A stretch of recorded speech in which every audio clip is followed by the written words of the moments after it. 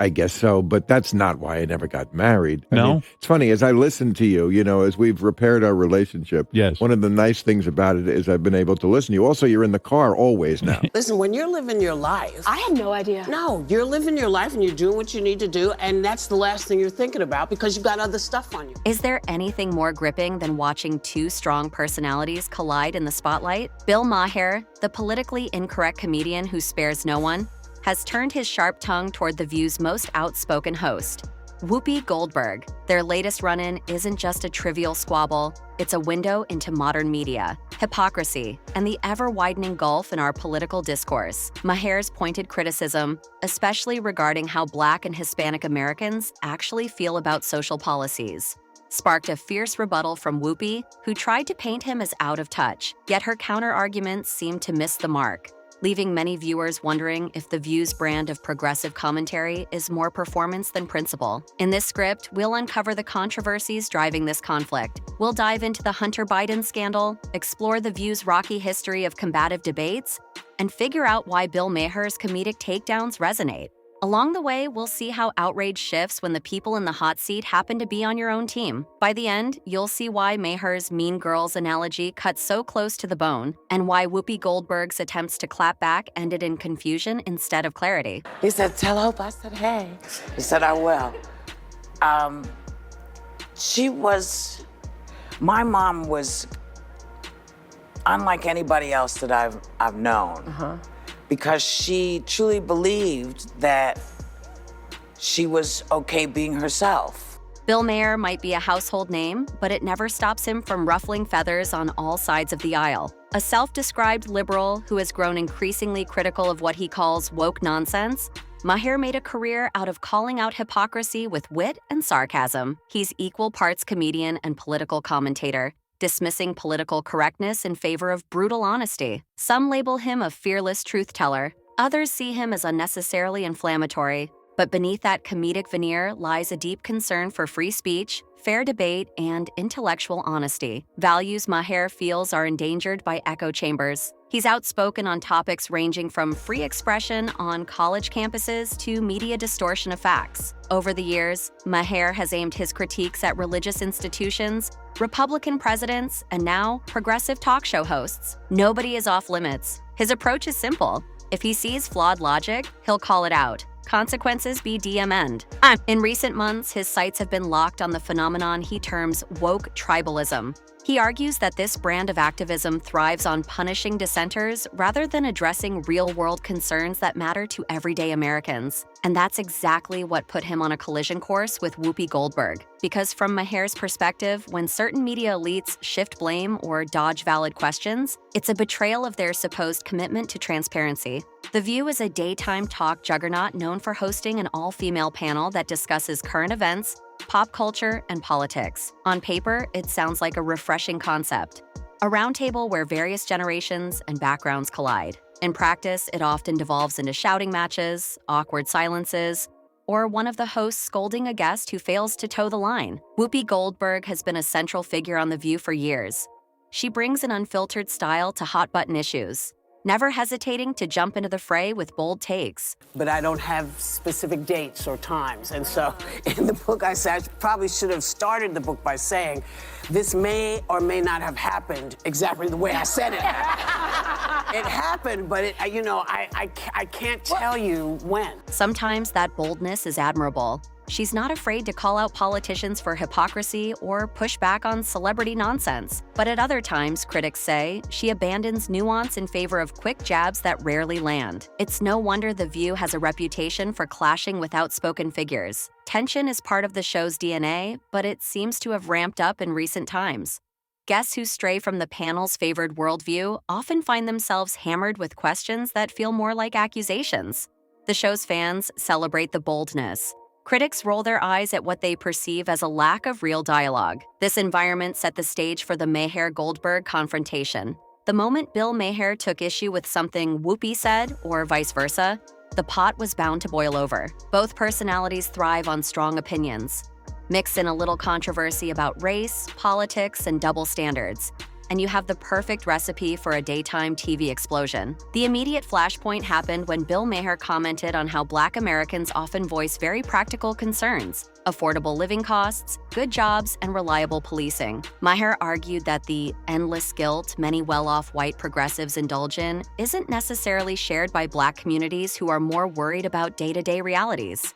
To him, it's an example of performative wokeness, where guilt becomes a status symbol rather than a meaningful push for change. Whoopi Goldberg took issue with Maher's point, responding by wondering why voters hadn't backed a specific former prosecutor who pitched policies supposedly tailored for the working class. The connection she tried to draw seemed tenuous, a mismatch of topics that left viewers scratching their heads. Maher's argument was about everyday needs versus symbolic gestures.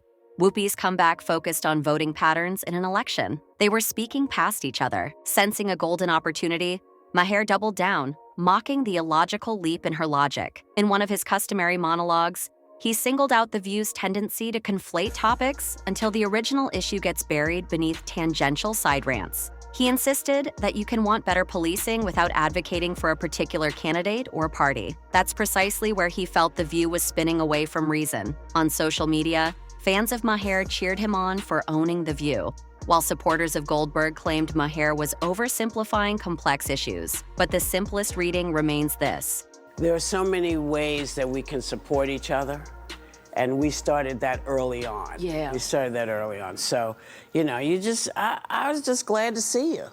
Well, I'm so thank you for taking my text and phone calls. Well, I appreciate that, Whoopi. Always, Whoopi Goldberg had tried to counter Bill's assertion by dragging in an unrelated question about elections, and Bill Maher wasn't about to let it slide.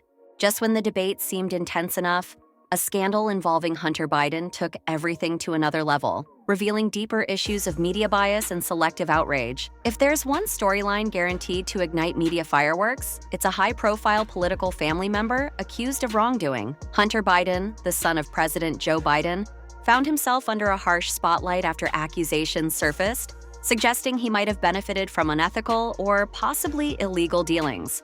Evidence, rumors, and half-truths swirled together, creating a storm of speculation. While conservative outlets pounced on the story, many mainstream sources either ignored it or labeled it Russian disinformation. Whoopi Goldberg, along with some other high-profile voices, appeared skeptical of the entire narrative. Their stance was that no concrete proof had emerged, so it must be nothing more than a smear campaign orchestrated to derail Biden's presidency.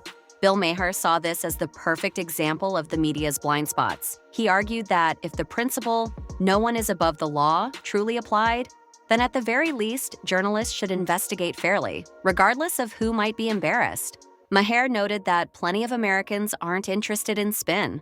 They just want to know the facts, even if it hurts a politician they generally support. That's how accountability is supposed to work, isn't it? By lampooning how The View seemed to downplay the allegations, Maher exposed a broader cultural phenomenon. If a scandal involves someone on the correct side of the political fence, certain commentators spring into defense mode. They shift topics or deny significance, all to preserve a favored image. Maher called this selective outrage, the idea that moral indignation is on full display for opponents but conveniently absent when allies are under fire. Whoopi's response? A mixture of dismissive shrugs and attempts to move the conversation onto a different track. I'm gonna stop you for a second. Uh-oh.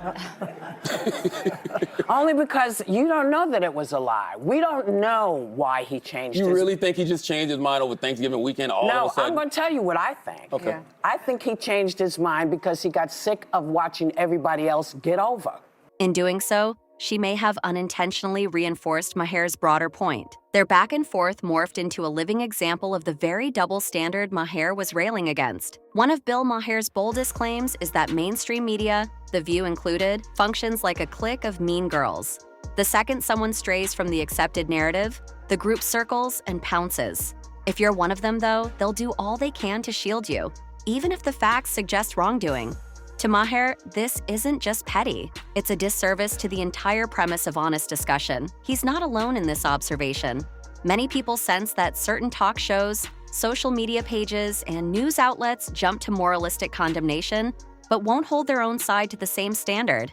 It creates an environment where authenticity is replaced by tribal loyalty. Pundits cancel those who deviate from the group's worldview and absolve those who confirm it. Whoopi Goldberg has repeatedly showcased this dynamic, Maher alleges, by ridiculing dissenters and turning complicated political issues into shallow sound bites. The Views panel often laughs off opposing perspectives before they're even unpacked. Critics label this approach intellectual laziness, while supporters defend it as a kind of comedic banter, necessary to keep the show engaging. Yet it was Maher's comedic approach that truly resonated. He mocked the idea of tolerance that seems only to extend to viewpoints that fit the pre-approved script. His jabs landed hard because they came backed by tangible examples. From ignoring Hunter Biden's scandal to twisting the conversation about what Black communities actually want. With each pointed comment, he painted Whoopi Goldberg and her co-hosts as arbiters of a one-sided conversation that punishes outsiders. It's not all just about media wars, though. Lurking beneath the surface is a serious discussion about race, policing, and what citizens genuinely prioritize. One of the cornerstones of Maher's argument is that many Black and Hispanic Americans hold more nuanced or moderate views than white progressives assume. Polls often show that these communities share concerns around affordable living, safe neighborhoods, and job opportunities, values that, in some instances, seem closer to the center than the fringes of the political spectrum. Whoopi Goldberg countered by framing Maher's observations as narrow, implying he overlooked the systemic challenges that shape minority experiences in America. But Bill's retort was simple. Everyday concerns, like whether you can afford groceries or trust the police in an emergency, can matter more to people than theoretical debates on social media. Moreover, these everyday concerns exist alongside bigger social justice struggles. They're not mutually exclusive. The clash between Maher and Whoopi on this point underscores a bigger rift in public discourse. Listen, when you're living your life... I had no idea. No, you're living your life and you're doing what you need to do, and that's the last thing you're thinking about because you've got other stuff on your mind. Yeah, I just maybe should have, though, because I watched that show and I was like, she is any second now going to die. When you realize it, you go, well, damn. Yeah. And everyone says, well, I thought you knew.